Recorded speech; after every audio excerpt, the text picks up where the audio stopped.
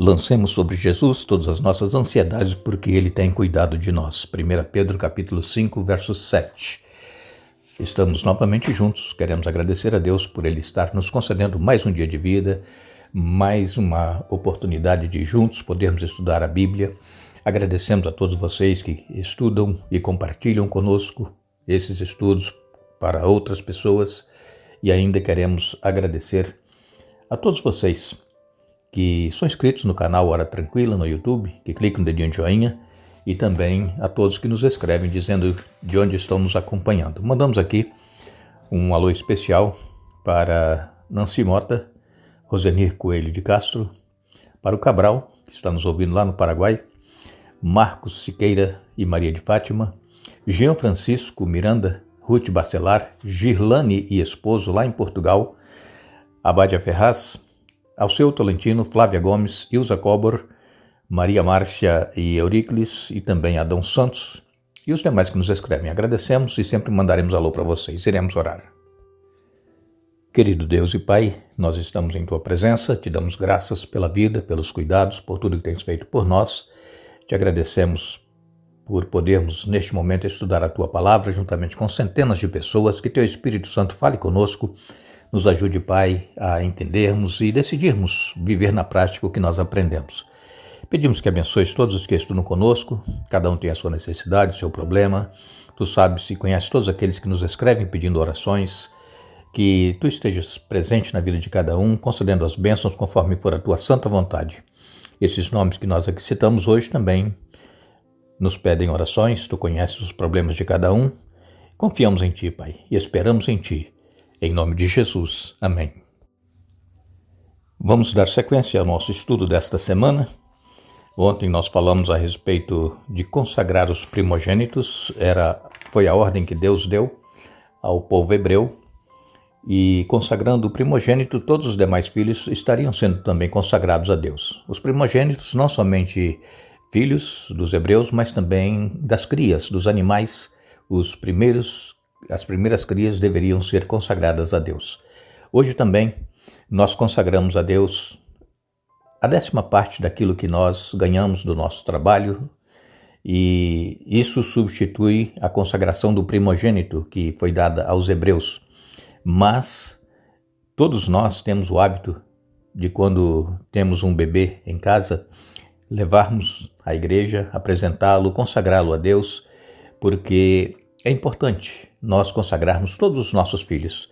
É bem verdade que muitos dos nossos filhos, quando crescem, vão viver suas próprias vidas e fazer as suas próprias vontades. Muitos se desviam da presença do Senhor, mas eles foram consagrados, foram apresentados, e nós pais continuamos orando pelos nossos filhos, e com certeza o Espírito Santo trabalha na mente, no coração de cada um. Estamos vivendo dias em que os nossos filhos, nossos jovens, são muito bombardeados pela mídia, pelas redes sociais, e faz com que eles sejam influenciados pelo que eles veem. E isso é um período que todos nós estamos atravessando neste momento na história do mundo.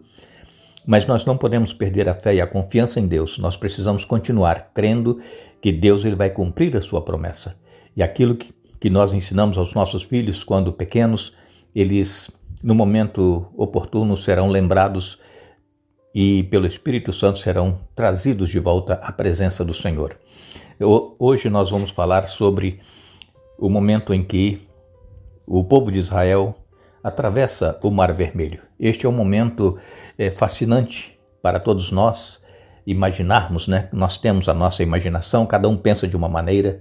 Imagine, irmãos, que eram cerca de 2 milhões de pessoas, é muita gente, e eles estavam ali agora acampados próximo ao Mar Vermelho, montanhas dos dois lados, e de repente, quando eles olham, vem atrás deles o exército de Faraó.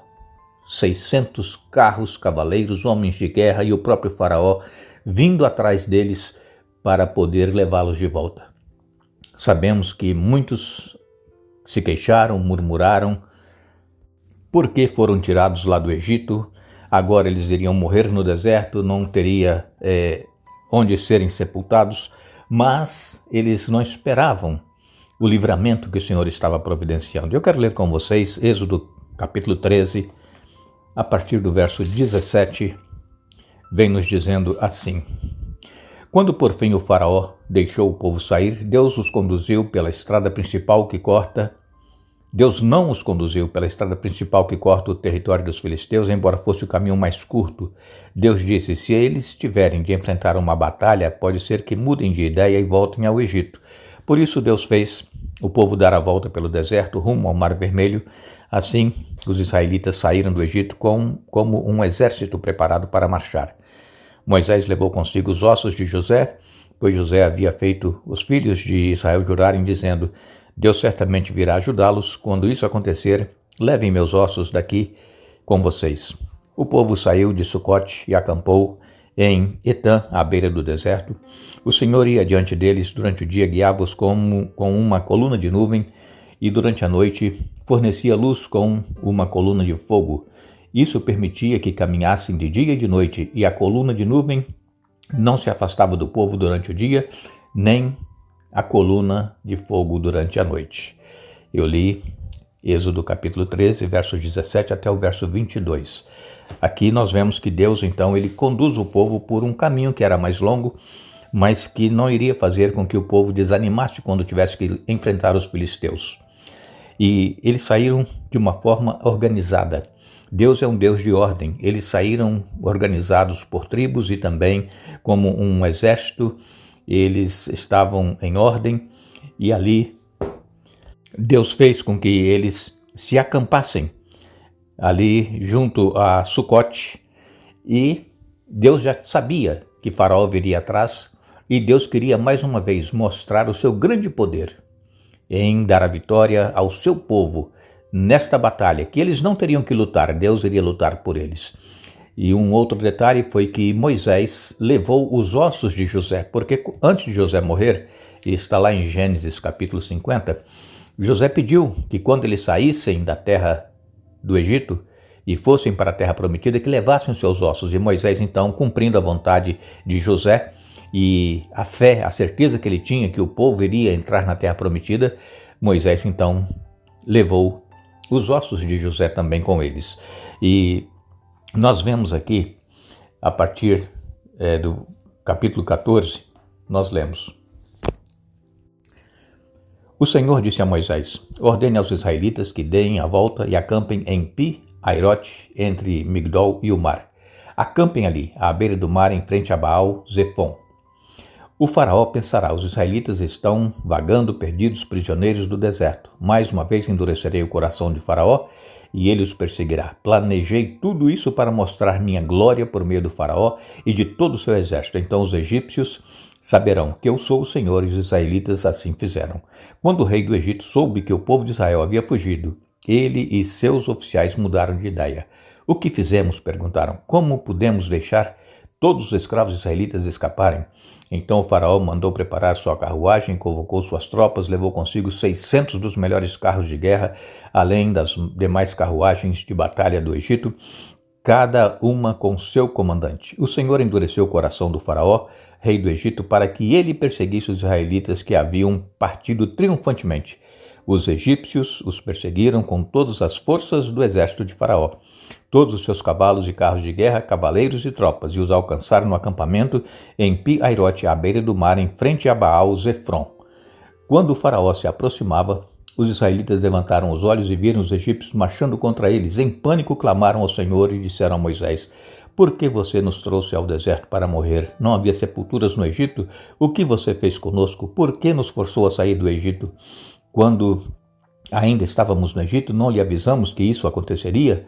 Dissemos: deixe-nos em paz, continuaremos a servir os egípcios, afinal é melhor ser escravo no Egito do que ser um cadáver no deserto. Moisés então disse: não tenham medo, apenas permaneçam firmes e vejam como o Senhor os resgatará neste dia.